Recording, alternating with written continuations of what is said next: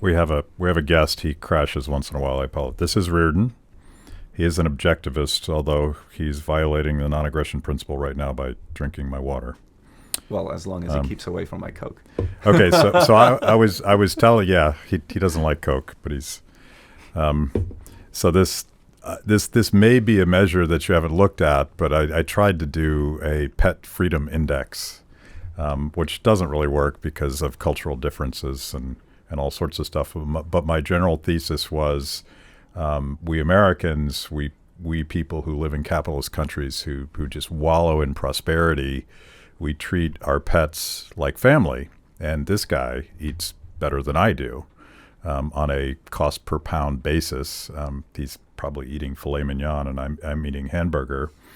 And this is one of the many joys, things that make us happy, luxury goods that only come from abundance and prosperity, because it would be absurd to treat a cat like this 100 years ago.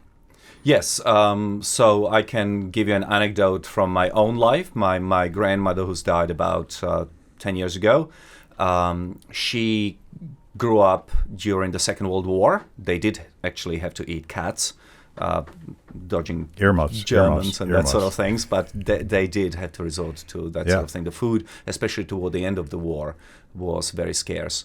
And then, of course, in more modern times, I was in Zimbabwe at the height of their hyperinflation. They've had the second highest hyperinflation in human history, recorded history, and that was 96 trillion %. That's million, billion, trillion, quadrillion, quintillion, sextillion, so 96 trillion %. And the economy basically collapsed. And obviously under those circumstances, you couldn't really protect the animals in the wild. In fact, people started slaughtering giraffes and zebras and elephants, partly for meat, partly for the skin, partly for the tusks and things like that. So the environment gets it in the neck when people are very poor very quickly.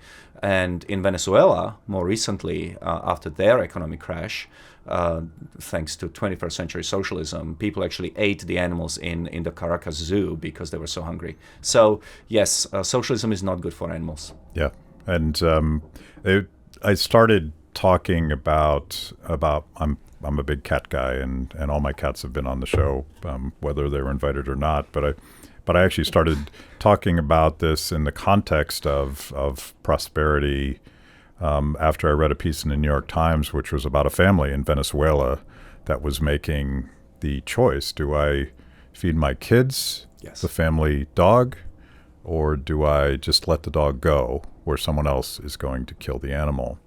And I think Americans, particularly young Americans who grow up in this prosperity where your pets are part of your family, it's almost inconceivable that such a thing happens anywhere.